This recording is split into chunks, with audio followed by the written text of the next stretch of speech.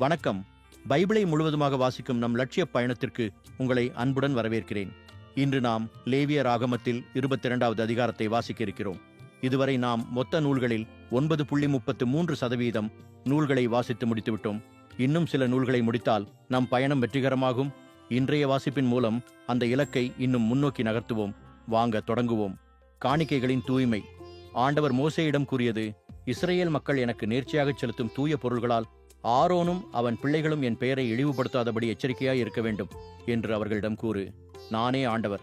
அவர்களிடம் நீ கூற வேண்டியது, உங்கள் வழிமார்பினருள் எவனும் தீட்டுப்பட்டிருந்து இஸ்ரேல் மக்கள் நேர்ச்சியாக செலுத்தும் தூய பொருள்கள் அருகில் வந்தால் அவன் என் முன் இராதபடி அழிவான்.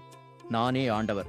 ஆரோன் குடும்பத்தினரில் தொழுநோயாளியோ விந்து ஒழுக்கு உடையவனோ இருந்தால் குணமாகவும் மட்டும் அவன் தூய பொருள்களை உண்ண வேண்டாம். பிணத்தால் தீட்டானதை தொட்டவனும் விந்தொழுகியவனும் தீட்டென ஒதுக்கிய ஊர்வனவற்றையோ தீட்டான மனிதரையோ தொட்டவனும் மாலை மட்டும் தீட்டுடன் இருப்பான். அவன் தூய பொருள்களை உண்ணாமல் தன் உடலை தண்ணீரால் கழுவ வேண்டும்.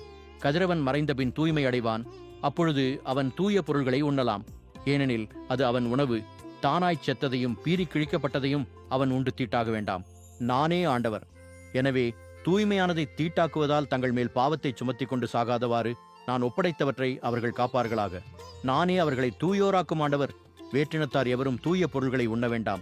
குரு வீட்டில் உள்ள விருந்தினரும் கூலிக்காக வேலை செய்பவரும் தூய பொருளை உண்ண வேண்டாம்.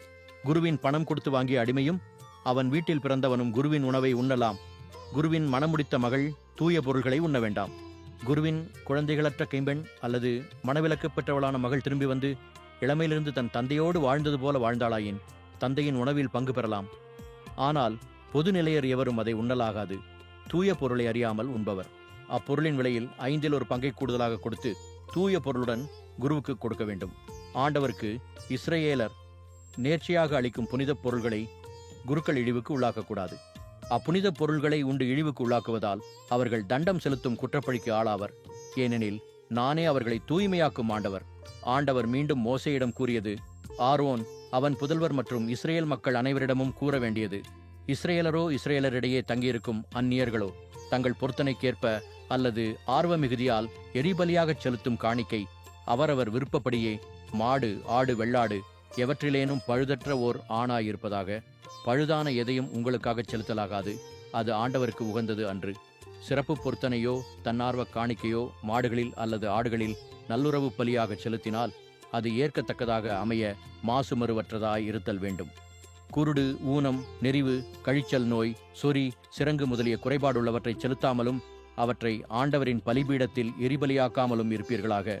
உறுப்பு ஒழுங்கற்ற ஆடோ மாடோ மகிழ்வு பலி ஆகலாம். ஆனால் அது பொருத்தனைக்கு ஏற்றதன்று.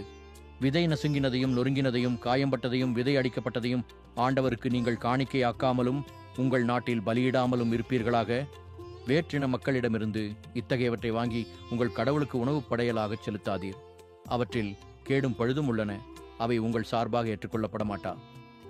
ஆண்டவர் மோசேயிடம் கூறியது, ஒரு கன்று செம்மறி அல்லது வெள்ளாட்டுக்குட்டி பிறந்தால் 7 நாளளவும் தன் தாயிடம் அது இருக்கட்டும். 8ஆம் நாளிலிருந்து அது ஆண்டவருக்குரிய எரிபலியாகச் செலுத்தப்படும். இது விரும்பத்தக்கது. பசுவையும் அதன் கன்றையும் அல்லது ஆட்டையும் அதன் குட்டியையும் ஒரே நாளில் பலியிட வேண்டாம். நன்றி பலியை ஆண்டவருக்கு செலுத்தினால் அது உங்கள் சார்பாக ஏற்க தகுந்ததாக இருக்கட்டும். அன்றே அது உண்ணப்பட வேண்டும். விடியற்காலை மட்டும் அதில் ஒன்றும் மீதியாக வேண்டாம். நானே ஆண்டவர். கட்டளைகளை கடைபிடித்து அவற்றிற்கேற்ப ஒழுகுங்கள். நானே ஆண்டவர். இஸ்ரேல் மக்களிடையே நான் தூயவராக கருதப்படுமாறு என் திருப்பெயரை இழிவுபடுத்தாதிருங்கள். நானே உங்களை புனிதராக்கும் ஆண்டவர். உங்களுக்கு கடவுளாயிருக்குமாறு உங்களை எகிப்து நின்று அழைத்து வந்தேன். நானே ஆண்டவர் என்று சொல். நாம் 1189 அதிகாரங்களில் 112 அதிகாரங்களை நிறைவு செய்துவிட்டோம். இன்னும் சில அதிகாரங்களை வாசித்தால் முழு பைபிளையும் முடித்து விடுவோம். நாளை அடுத்த அதிகாரத்தை பார்க்க சந்திப்போம். நாள்தோறும் இந்த பயணத்தில் நீங்களும் பங்கேற்றால் பைபிளை முழுமையாக வாசித்து முடிப்போம். இது நம் வாழ்க்கையிலும் ஆன்மாவிலும் பெரிய மாற்றத்தை ஏற்படுத்தும். இந்த பயணம் உங்களுக்கு நம்பிக்கையையும் சமாதானத்தையும் கொடுத்தால் இந்த வீடியோவை லைக் செய்யவும் சப்ஸ்கிரைப் செய்யவும் மறக்க வேண்டாம். பகிர்ந்து மற்றவர்களையும் இந்த பயணத்தில் சேருங்கள். நாளை மறக்காமல் வாருங்கள்.